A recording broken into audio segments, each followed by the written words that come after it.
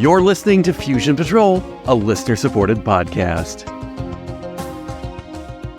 Each week, we take a single episode of a science fiction TV series, movie, or audio and overanalyze it to within an inch of its life.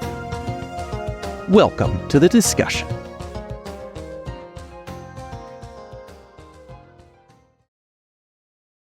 Hello and welcome to another episode of Fusion Patrol. I'm Eugene. And I am Kenneth. And tonight on World Beyond Movie Night, we are looking at 1955's This Island Earth. Synopsis. Dr. Cal Mecham, a brilliant scientist, is returning to California via jet fighter when his plane malfunctions on the way to the landing strip. A mysterious green light envelops his plane and guides him safely in. This is just the start of an interesting day for Dr. Mecham. Mecham is developing a method for turning lead into uranium. His assistant shows him a strange replacement part they got from their usual part supplier, except that the part is vastly smaller and superior to anything they've ever seen. When they contact the supplier, they never received their order. Looking at the paperwork, they see it came from Electronics Unit 16, a company with no name or contact info. Soon, they receive a catalog from Unit 16, and it is no ordinary catalog. The pages are made of metal, and the contents are highly advanced. Mecham orders the 2,486 parts needed to assemble something called an Interocitor. The parts are sent free of charge, and he sets about building the device. When complete, it is a communication device that puts him in touch with a rather strange-looking man named Exeter. He congratulates Cal on passing the test, the ability to correctly assemble the Interocitor. He is recruiting geniuses for a project, and he has technology, such as the Interocitor, in advance of conventional science. His proposal is that a plane will arrive at a specific time and will wait 5 minutes. If Dr. Mecham is on board, great. If not, there will be no further contact. Exeter has correctly assessed that Cal's curiosity will force him to come to learn more. The Interocitor then destroys the electronics catalog and itself, leaving nothing but slag. The plane is automated and takes Cal to Georgia, where he is greeted by Dr. Ruth Adams. Cal immediately recognizes her as someone he had some romantic attachment to, but she does not recognize him. This puzzles Cal. The remote facility has other notable geniuses, all working on high-tech projects. According to Exeter, it is to bring world peace. But Cal keeps getting a vibe from Dr. Adams and Dr. Steve Carlson that something's amiss. Thinking that he has devised a way to block Exeter from spying on them, he confronts them, and they explain that some of the other scientists have effectively been lobotomized by a device Exeter has, and they cannot escape the complex. Cal is wrong. However, Exeter and his assistant Brack have overheard part of their conversation. Exeter has also been in communication with his boss. Exeter feels that the plan to brainwash all the scientists removes their initiative and ingenuity, and they'd better meet their deadlines by leaving them unprocessed. Management disagrees. The next day, defying orders, Exeter tries to convince Cal that it will work out better for everyone if he just goes along with it. The request is punctuated by a demonstration of the Interocitor's neutrino weapon, which burns a hole in solid lead in front of Cal. Cal, Ruth, and Steve make to escape in the car, hoping to reach the airfield and commandeer a small plane. Meanwhile, things aren't going well for Exeter's boss. They're losing their shields, and they can wait no longer. Destroy all the evidence of their base and return home, he orders to Exeter. And while you're at it, bring Drs. Mecham and Adams with you. Brack has discovered the escape attempt, and Steve is killed, but Cal and Ruth make it to the plane. But they barely get flying when Exeter's flying saucer grabs them and brings them on board. They leave the Earth and head to Exeter's home world of Metaluna. Metaluna is being attacked by the Zagons and slowly destroyed. They are bombarding the planetary defenses with meteorites, and they are running out of fuel to power their defenses. That is what the scientists have been working on: limitless potential atomic fuel. The leader of the Metalunans explains that the fuel would save their planet long enough for them to evacuate to their new home, on Earth, where they would live in peace. Obviously, they are the human superiors, but in peace, as long as you understand your place. Cal and Ruth refuse to help, so they are sent for brainwashing, and they refuse. And despite Exeter trying to help them, Cal no longer trusts him at all, and they attempt to escape, but are blocked by a Metalunan mutant, a creature bred as guards and workers. Fate intervenes when a meteorite strikes main control, killing the mutant, and the leader of the Metalunans for good measure. Exeter shows up to help them once again and boards the saucer and returns to Earth. But Exeter has been mortally wounded by one of the mutants, and rather than stay on Earth, he drops off the scientists and then crashes his ship at sea. The end. All right, this island Earth. Yes. What are your thoughts? I enjoyed it. I watched it. Have you seen it? I watched it twice a week apart. And before that, I've seen it, I don't know how many times before, but it's been a while since the last week. I think I've seen it once before. I mean, it's obviously very famous, particularly the Metalunan mutant. Yes. I cannot recall seeing it more than once, though, in the past. I wasn't super impressed with it in the past. Mm-hmm. This time through, it's okay.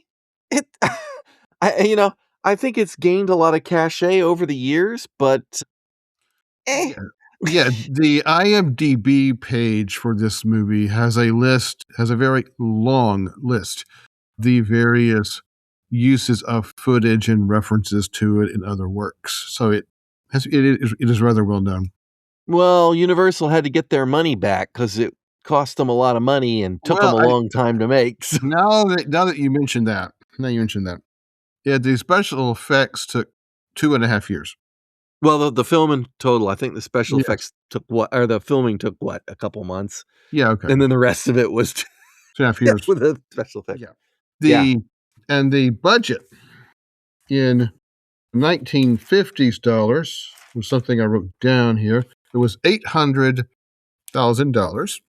That made like $3 million. Actually, I did the math on that, being the person I am, and it's between. And here, there's a range, but it's between 10 and 13 million today's dollars. No, I mean it made $3 million. Well, exactly, 55. and it doubled its money. Actually, yeah, but that's not always. It's just like what, the 75th. Well, actually, I did look. Highest grossing film of the year. It was by the end of 1955, they grossed $1.7 million on an $800,000 budget. Then, of course, there are all the other ways the studios made money on this since then. Yeah. So it wasn't like stunning success. I mean, it wasn't a failure, but it wasn't like, was this really worth 2.5 years of work kind of thing? And it's an odd film. The structure of this film is very odd. I like the mystery part of it. The whole puzzle box aspect of him finding out about the parts, becoming curious about the parts, figuring out how to get them to send him more parts, all of that, where's he going, what's going on, up to through that part, it is a fascinating film. And when it gets to the club in Georgia, Georgia, yes. North Georgia in this movie resembles Southern California. Yes. Well, at least it had to be North Georgia because if I recall correctly, South Georgia is flat. Florida's extension. Yeah. Yes. South Georgia used to be the ocean floor. Yeah. But I live south of the fall line, so I live on what used to be the floor of the Atlantic Ocean. But I'd also lived in North Georgia for 16 years continuously, and before that some years as well. And so I can tell you that I've seen North Georgia. I know what it looks like, and it doesn't look like it. It's not it. Yeah. That definitely has the look of Southern California to it, and we know that it was yes filmed there, which is not a big surprise. Well, it could have been worse. The original book, do you know where it was? Where? Took place? Phoenix! Outside Okay. Phoenix. Interesting comment. And this is based on a book, and we can talk a little bit about the book. I haven't read it, but I do have some information on it. But let's just talk about what we got here in the film. Yes. Yes. I think they go to the club, and it becomes a little bit more menacing, Oh right? yeah. At that point, up to the point. Okay, here's the funny thing of me remembering this film from when I saw it as a kid. I remember that the Metalunans were the good guys.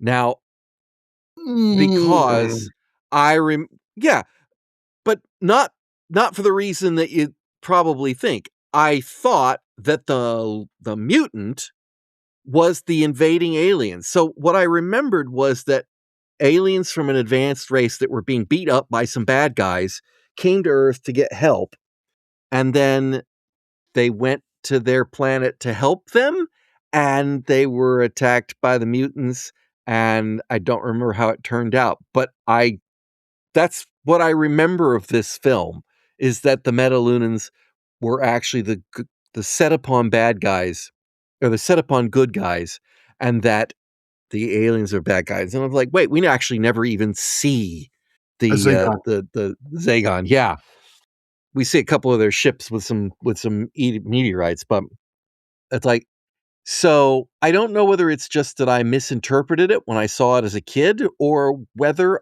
I just don't remember. Right? It's just like it Yes. was kind of a nothing film when I saw it as a kid, and I think I probably thought, too much, futzing around and not enough space shooting stuff. I honestly don't know.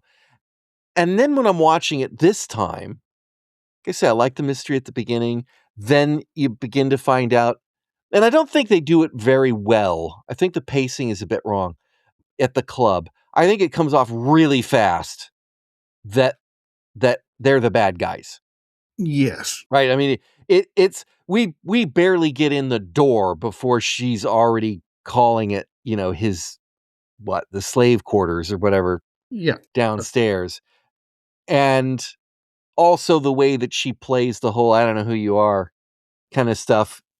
It's like, oh, has she been brainwashed or something? Or yeah, these guys are bad. And this is directly conflicting with my remembering of the movie as I'm watching. And I'm like, aren't these still good guys?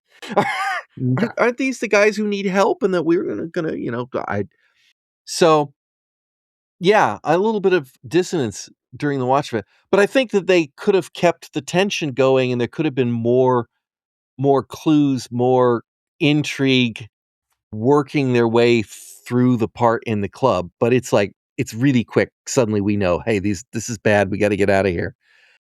And then we go to this other planet, and we spend way too much time on flying through the heat barrier and Oh, that's just go, one of that's just one of the pacing is weird, and I have questions about compressing the I compression stuff, impressions and and the planet that used to be a comet, and let's not forget that one.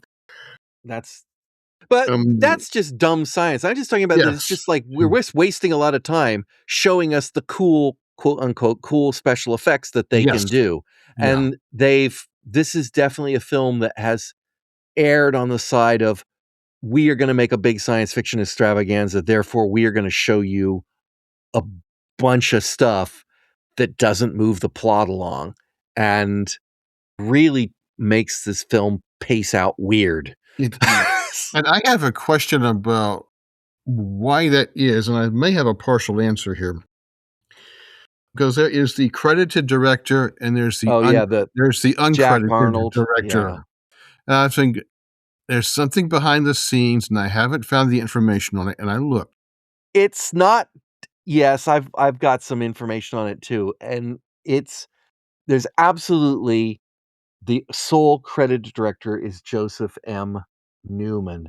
Yes. But according to sources, and consistent with these strange changes in pacing in the film, It is reported, but not officially, right, that Yeah. Jack Arnold. Arnold, who was the director of Creature of the Black Lagoon and The Incredible Shrinking Man, both Universal films, Yes. was brought in to direct the Metaluna sequences. Okay. And he, because he's done stuff for them that they liked. They were having trouble with the footage that Newman had delivered for Metaluna, and so this is again scuttlebutt, but it's Yes. pretty widely reported scuttlebutt. But I don't see any first sources. Okay. Right? It's just one of those like, It sounds feasible. yeah, it's kind of like The Thing from Another World, where Howard Hawks, I think, is Yes, he did. the director, but he's not really, or is it the other way around? I can't remember. The guy who is credited as the director is not really the director. Christian Nyby is the Yeah. credit director. So then Howard Hawks is the actual probable director of that film. That's the way that works. He got him the job so he could get a credit or something, and then he actually did the work. Is the scuttlebutt, but it's not. Okay. It's one of those things. So yeah, weird film. And then from a script standpoint, like, for example, the most famous thing in this film is pretty much that mutant. Yes, the how do you say, Notorious Mutant who's wearing trousers.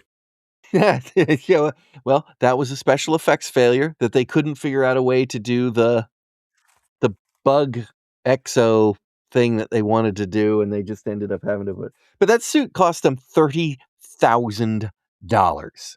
And that's not in today's money either. No, that was that's like the most expensive monster costume that Universal ever made in that era. And it's interesting, but it doesn't serve much purpose in this film. No, the mutants, at least two of them, as either they're probably two. They just look alike.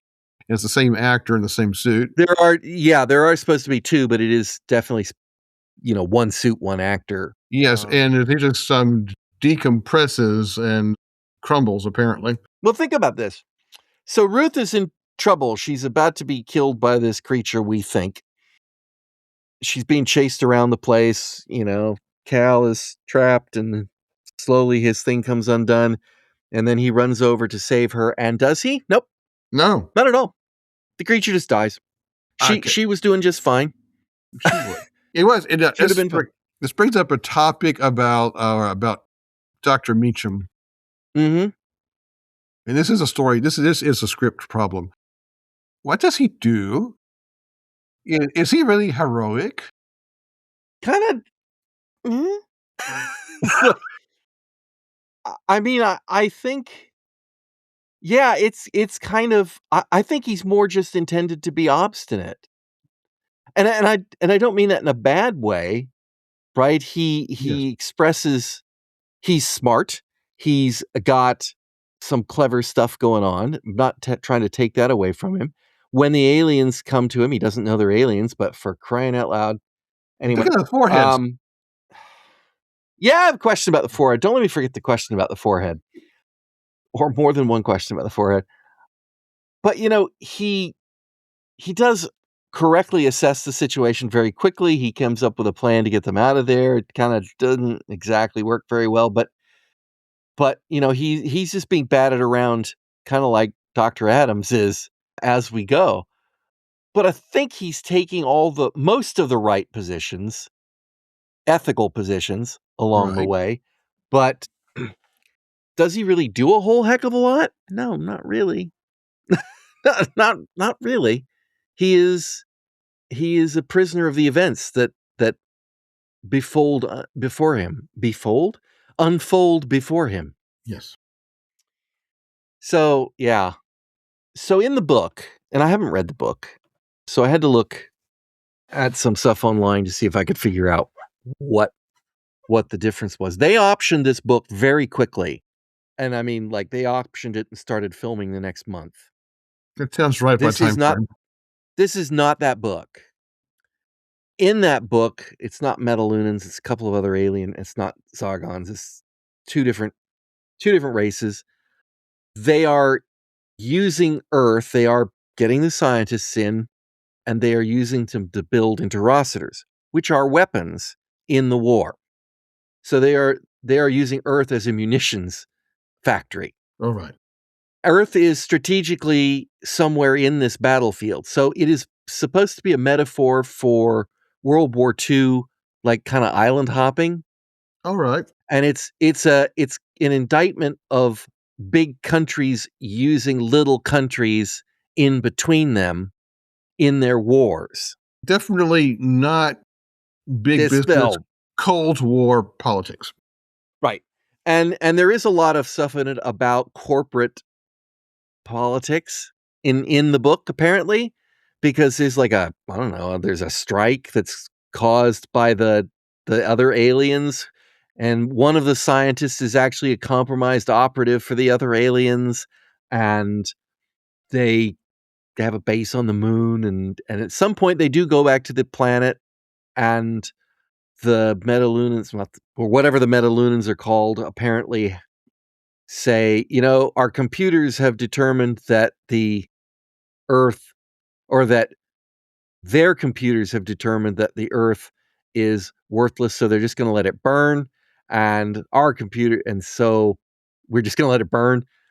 And Cal convinces them, well, if they thought that and your computers think that, then the only strategically good thing to do would be for you to defend the Earth. And they go, oh, that makes sense.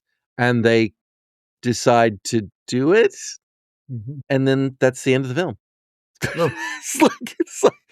It's like, okay, this is a very, very different. I mean, it kind of follows the beats of scientists' place, making stuff, go to alien planet.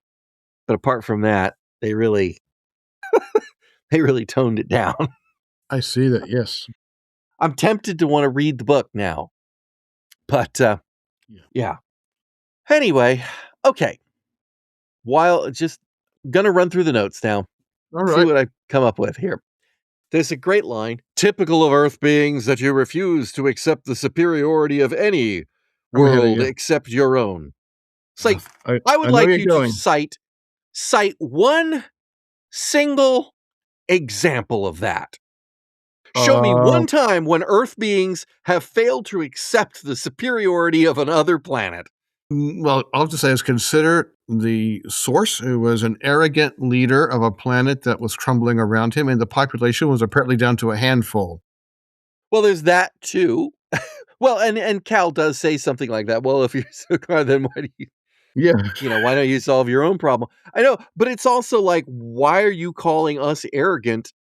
Why are you calling human beings arrogant about this when this is the first planet we've ever met? Yes.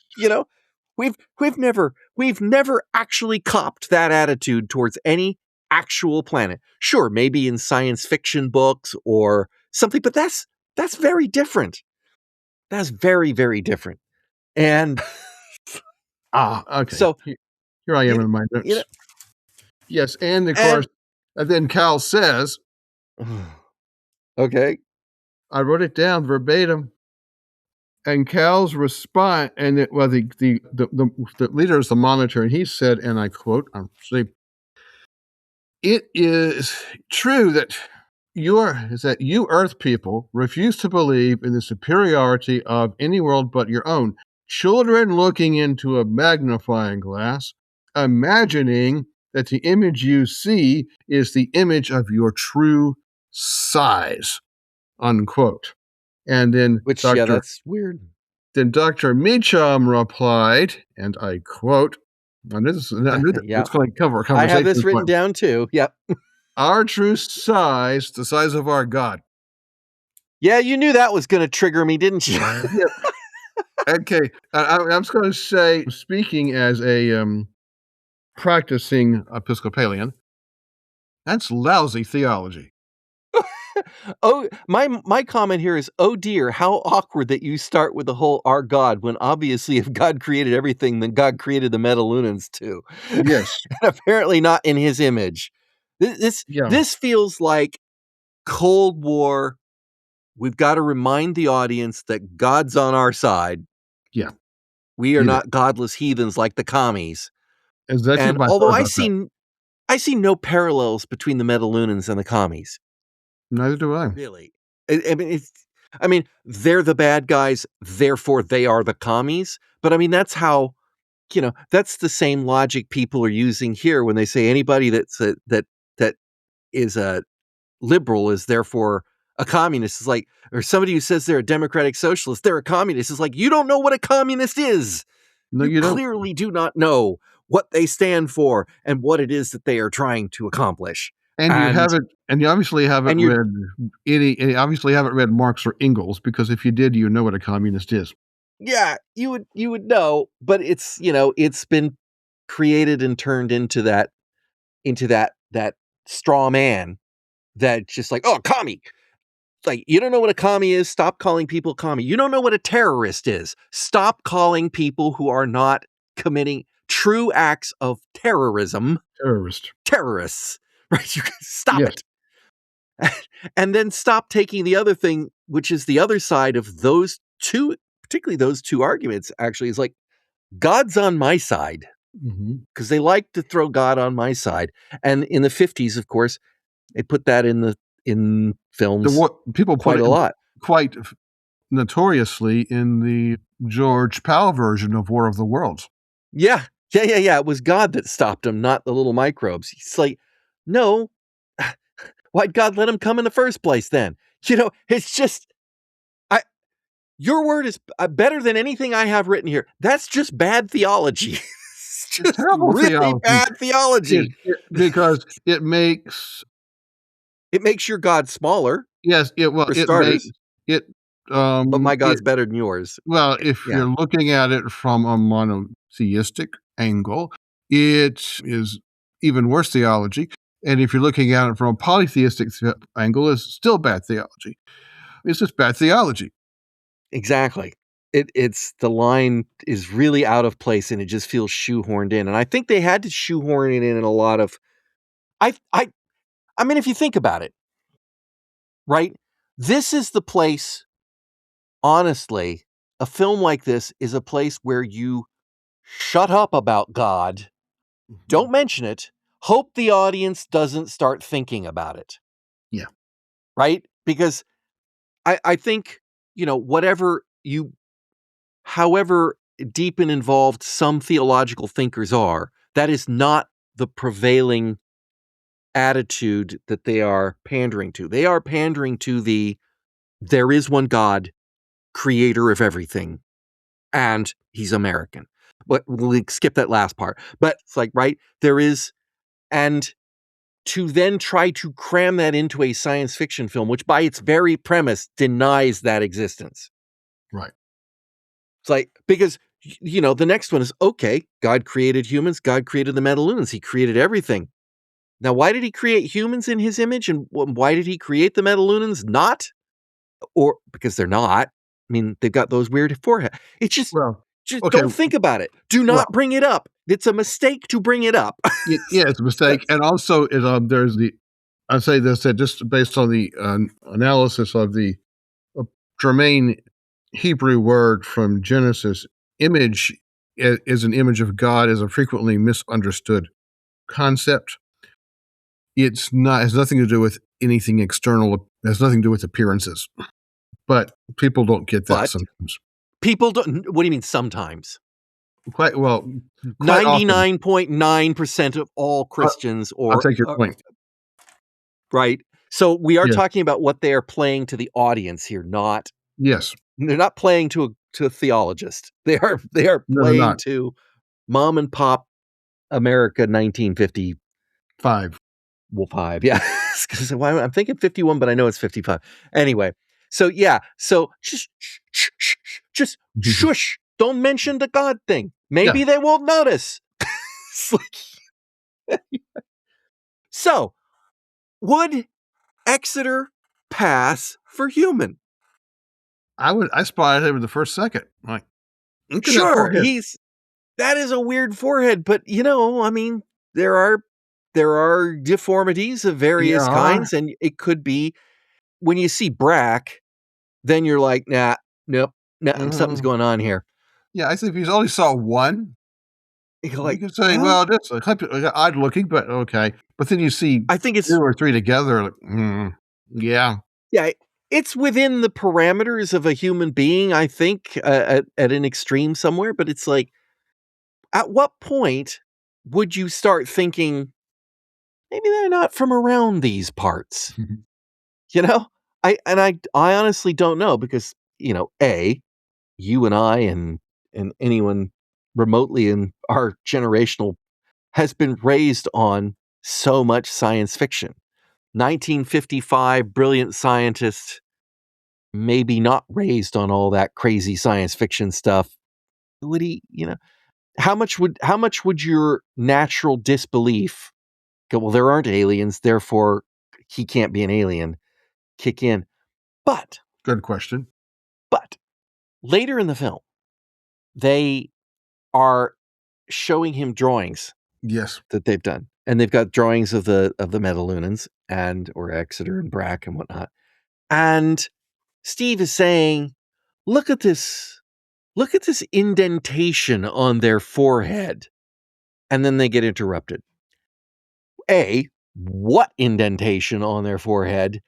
And B, I'm wondering if that was in the script before the makeups were developed. Yes, I was looking. Good question. I was looking very closely. Maybe they looked more human. Yeah. In the script writer's script thing is like, yeah, they're gonna have something weird about the indentation of their forehead or something, but not like a 7-inch forehead or whatever he had. No, the forehead just looked a bit high to me. It definitely was a big forehead. I mean, obviously it's a prosthetic, but I mean, you would not. I just don't think you would see that forehead, and at any point you would go, yeah, that's perfectly fine. You would look at it and you would go, something's wrong there. Mm-hmm. I mean, you wouldn't necessarily think it wasn't a natural occurrence, but you definitely think it was a deformity. But I have this feeling, more so than what they showed, and that's why I'm wondering if they, the makeup just said, yeah, he's a normal looking guy, except he's got this kind of indentation in the middle of his forehead, and they're looking at that in the special effects department, makeup, and they're like, how the hell are we going to do that? Mm-hmm. They got a weird forehead. Let's make it big. Big's easy. And going, yeah, okay, fine. And then it just never got changed, and they didn't rework the dialogue or, make people notice or whatever. And based on what I've read, I conclude that the reason for that was time, or rather lack of it. Well, yeah. I mean, to put a hole in the forehead, you're going to have to do or an indentation to the actor's forehead. You're going to have to do one of two things. First, trepanation. Second, which probably they would not go for. I'm just going to go out there. I think they're probably not going to have hole drilled in their skull. Right. And then the second one is that they're going to have to build it up. And you know what happens when they build it forward. Yes. That always looks terrible. So actually, I think going up was probably the better idea if that was their choice of either going out. Not to mention that going out makes you look dumber. And I mean that entirely in the perceptions we have about Neanderthals. I was about to say, yeah. Right? That's, again, talking about the audience that's looking at this. Big overhanging forehead is high forehead, smart guy. I can see that. Yeah. Yeah. And by the way, it's like, as I understand it, one of the reasons for the misconceptions about Neanderthals is that the earliest skeletons anybody found in the Neander Valley were of arthritic individuals. Yep.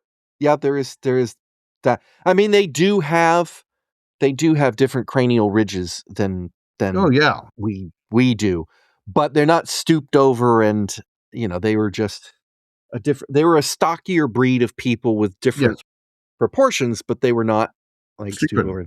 And you know what the sad thing is, as I understand it, in paleontology, whatever specimen you find first is considered the holotype from that point forward. Oh yeah. No matter what no matter what you discover later on, it's like, oh yeah, this one is like totally deformed compared to all the rest of them, but that's the holotype. So that's what the species is described based upon. And yeah, poor old Neanderthal. I know. But their genes live on. They do. Lead being turned into uranium. Yeah. Sounds a lot like a perpetual energy machine to me. Mm-hmm. Oh, we can add that to the dodgy science list. Yeah. I'm not pretending I'm not pretending this is a flawlessly scripted filmed No. movie, but I do find it thoroughly enjoyable to watch. I have no problem sitting down and watching. Yeah, I was mostly, like I said, except kind of during the space flight, I kind of reached the point. And we spend an awful lot of time walking along Metaluna too to show you how cool our special effects were. Yes. So I mean, it's we've paid for them. You're going to see them. We paid for these, and you're going to watch them. That's right.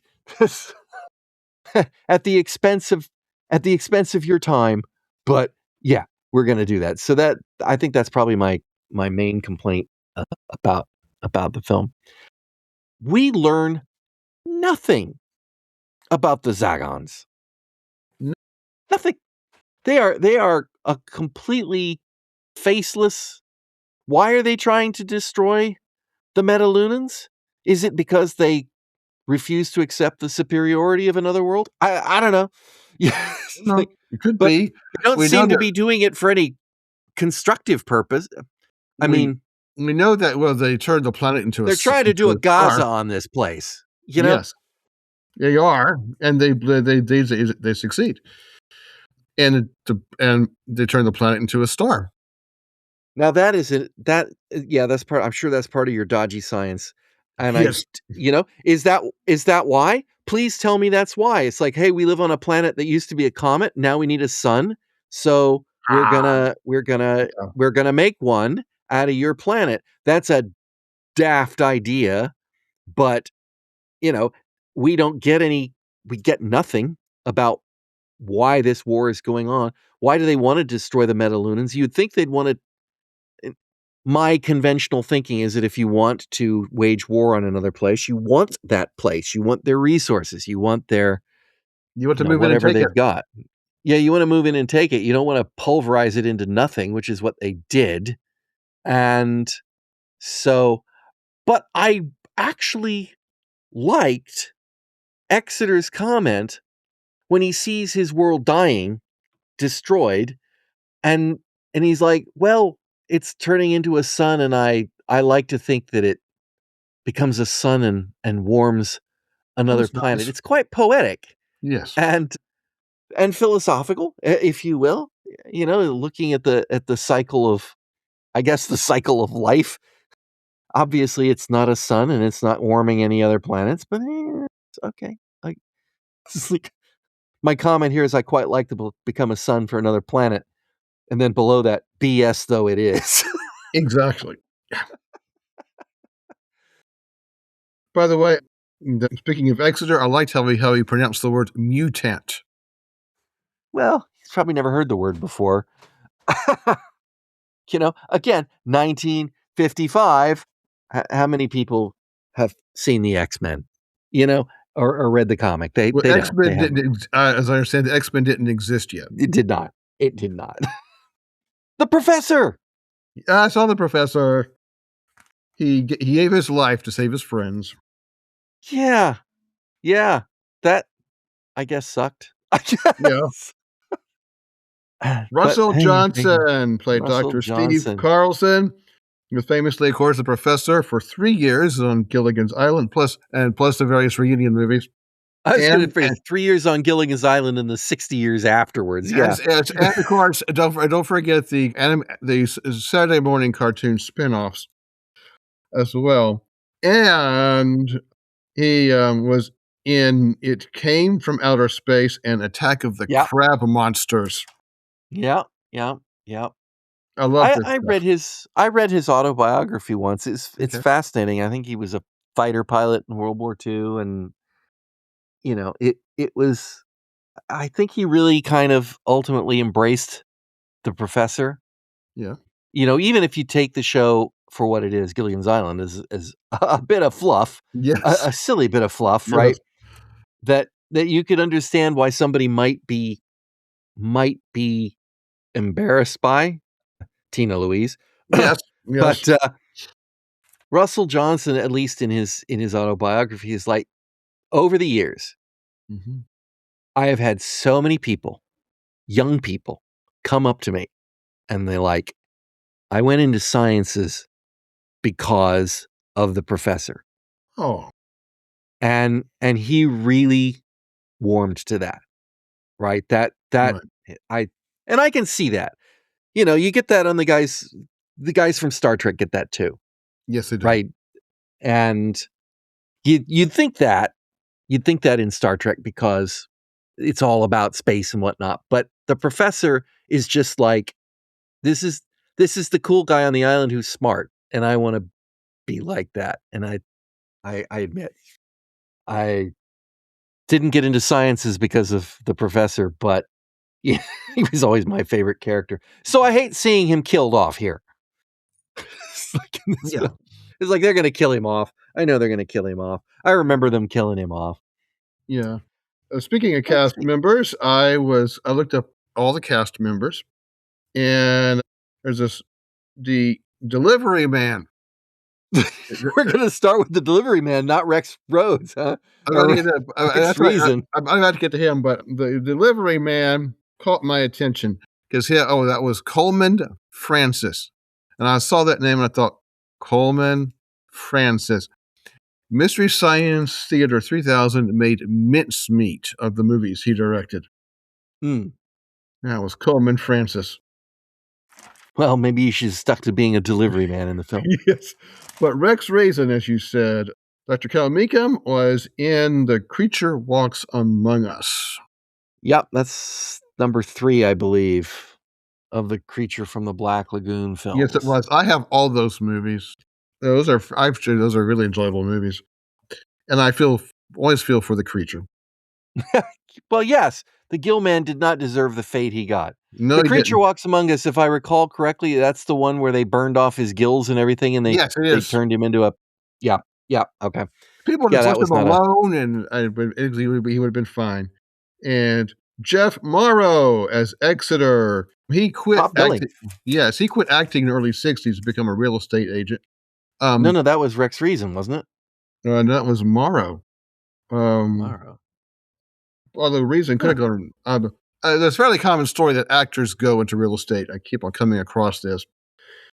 But Jeff Morrow was also in The Creature Walks Among Us. He was in one of my favorite guilty pleasures, The Giant Claw. Yeah. That was a great film. Yeah, and Dr. Ruth Adams. Well, I did look up the actress's surname and how she pronounced it. Now, the spelling is Domergue. So you think it's Domergue or something, but it's really Damour, according to her. So Faith Damour. And she was in Voyage to the Prehistoric Planet. She was in The Atomic Man, Cult of the Cobra, and It Came from Beneath the Sea. Okay. I can't say I placed her anywhere. I've seen several of those films. Mm-hmm. But, yeah, definitely. And so Rex Reason, here's a funny thing about Rex Reason, I want to say. I've seen... you can't see the air quotes, but I'm doing the air quotes. I've seen him in various films over the years, and I keep getting his name confused because I think, isn't his name Rhodes Reason? No. Isn't his name Rex Reason? Wait, every time I see one or the other, I get the names confused. They're brothers. Oh, okay. They're brothers, and they talk the same. They have a really distinct voice. Yes. They're big guys. Yeah. So yeah, that's when I saw this one. I'm like, oh yeah, no, it's not. It's a different guy, but I got it. Let's see, what else do I have about this? And by the way, I can confirm that Rex Reason did go into real estate. He quit in the 1960s, and I can't find that claim about Jeff Morrow. So it's possible, but well, I took these notes a week ago. I could have switched them in my mind. So give you the option. That could have been wrong there, and you could be right. There are a number of various character actors, professional background actors in here. I'm just going to skip them, and I'm going to go straight to the cat. Oh, Orangey. Orangey the cat, who played Neutron the cat, who is always so positive, so never get me started. But Orangey was the cat. Orangey was, of course, was quite a busy actor cat, and he was the cat in one of my favorite movies, Breakfast at Tiffany's. Okay. Well, Breakfast at Tiffany's is in color. Yes. Yes? What color is that cat? Orange. Oh, just checking. I'm joking. This film's in color too. In fact, yes, exactly. Yes. But this film is actually shot in 3-strip Technicolor. It's one of the last major films to do that. Yeah. So very vibrant, bright colors that they got out of that process. But yeah, Breakfast at Tiffany's. I don't remember there being a cat in that. Oh yeah, it's the cat who took up with Audrey Hepburn, and she and George Papard found him at the end of the movie. I remember Audrey Hepburn. Yes, but I remember, I'll tell you a story about that. My late girlfriend and I were watching Breakfast at Tiffany's. I was driving Bonnie up a wall, because every time the cat came up, I got all excited. She was just rolling her eyes at me. Well, yeah.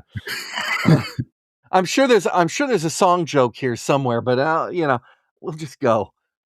Let's see. Have I got anything else? The Interocitor. What kind of Interocitor? I was thinking about the Interocitor. Apparently, it can emit an energy beam that blows things up. Neutrino beam. Yes, neutrino beam. It can.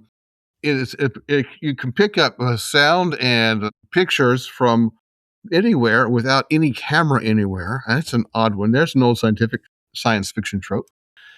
It can provide nearly instantaneous communication across vast interstellar distances, even light years. And according to Dr. Mecham, it can pave a road. Yeah, he did some really weird and pave a road, and there were a couple other things that he said it could do that were just like, I thought that when he was flipping through the catalog and he kept saying, oh, they've got the thing, and it could, it could pave a road and the thing, and it could build a skyscraper or whatever the other things were. I thought he was talking about different things in the catalog, not different parts of the Interocitor. I know he kept calling it Interocitor this, or Interocitor that, or something.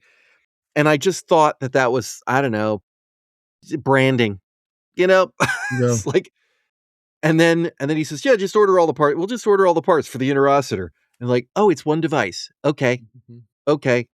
I didn't remember that. The name just doesn't stick with me on that one. All I remember is they built a TV. Yeah. That was what I remembered from a kid, is like he built a TV and from parts, and that was good enough. Okay. And see, and my only other note worth mentioning is that there's a clip of the mutant in The Night the Cylons Landed Part 1 from Galactica Oh, yeah, I remember it. 1980, and the kids are enjoying I remember it. And it's the Gorkon. Yep. In that one.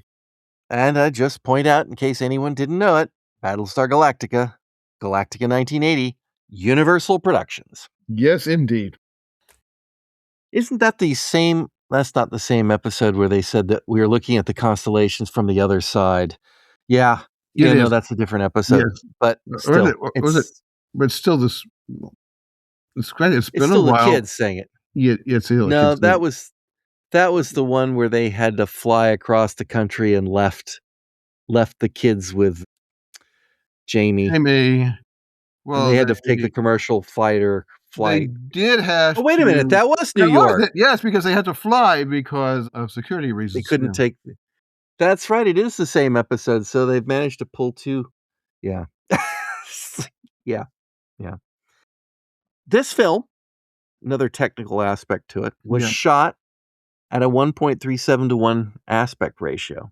However, it was composed to work on a 2 to 1 widescreen. allowing the theaters to show it that didn't have the super wide, the wide screens. And it premiered June 15th, 1955, on a double bill with another classic, Abbott and Costello Meet the Mummy. Yes. Interesting choice. I guess. I mean, they just used to do double bills and it was like, give you a little bit of this, that, and the other. I don't like double bills. That's bad enough sitting through one movie, let alone two. At one seating. But different times. Times. You could get into the theater and sit there in the air conditioning and you didn't have to. You didn't care. Or the heat. If you don't like one movie, maybe you'll like the other one. You got something out of it. I don't have anything else on this. I don't either. It's okay. It's okay. Yeah. It's not one that draws me back. I have a soft spot for science fiction movies of the 1950s. And it says, even the small, even obviously the low budget, badly written ones, I still enjoy. Oh, yeah. I mean, and the worse they are, the more I enjoy them. I mean, them or Zontar, the world, the thing from Venus, which is awful, but I enjoy it. Well, it's charming. It's enjoyable. That was the intent. That was the intent, right? You were supposed to go to the movie theater and you were supposed to just like, I'm having fun here. Okay. Yeah. I mean, that was all it was. There was not any pretense of pretension. There we go. It was just, admittedly, looking at it now from you look at some of the science stuff that they fobbed off, and she's like, wow, that is. I think that's why there's a lot more fantasy films, because, if it's a fantasy film, if you brand it as a fantasy film, there's not some pedantic SOB on a podcast going, well, that's not the way a dragon would work. Yeah. Let's make up the rules, you're done. Yeah. So, which is a great shame, because we need more Interocitor-based science fiction. Yes. But I spent a lie on myself. There was a planned sequel. How the heck could they have sequeled that film? I don't know. The title was supposed to be Aliens in the Skies. It was supposed to come out in 1957. It was supposed to star Miss Damour and Mr. Reason, and the studio kiboshed it because of the expense. Well, fair enough. I mean, I suppose the Zagons could have come to... There you go. That could have been it. The Zagons trying Earth. I don't know. All right. Well, in that case, Kenneth, thank you for joining me. My pleasure. And listeners, I do hope you'll join us all again next time on Fusion Patrol. This has been Fusion Patrol. Thanks for listening. If you're enjoying this podcast, we hope you'll consider supporting us at buymeacoffee.com/fusionpatrol or patreon.com/fusionpatrol.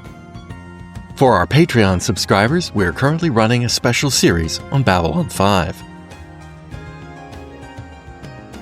Come join the conversation and find other content at fusionpatrol.com. You can contact us on social media, where our Fediverse address is @podcast@fusionpatrol.com or by email at feedback@fusionpatrol.com. Fight the Future by Amberwolf is our theme music. You can find more from Amberwolf at bandcamp.com. This has been a Lone Locust production.